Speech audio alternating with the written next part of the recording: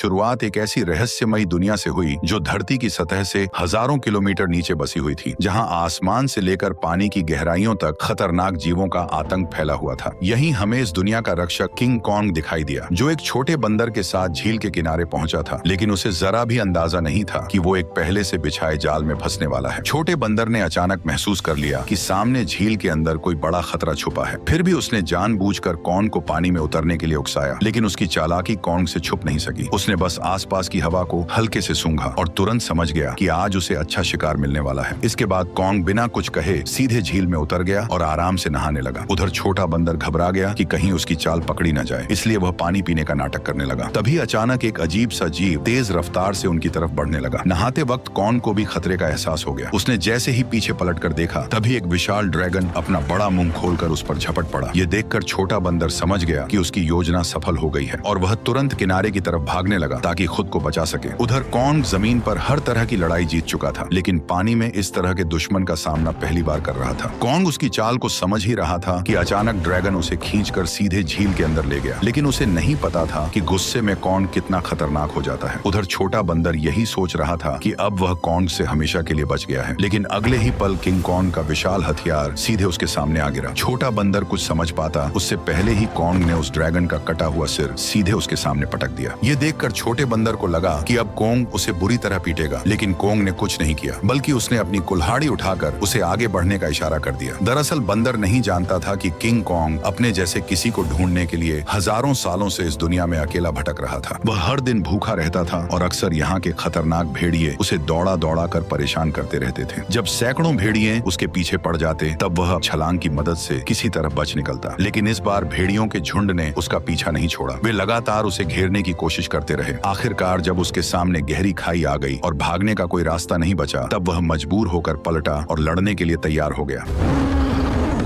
भेड़िए सोच रहे थे कि इस बार शिकार आसान होगा, लेकिन उन्हें अंदाजा नहीं था कि किंग कॉन्ग पहले से ही जाल बिछाकर बैठा था। जैसे ही एक भेड़िए ने छलांग लगाई, तभी अचानक कॉन्ग का जाल एक्टिव हो गया और भेड़िया तुरंत ट्रैप में फंस गया।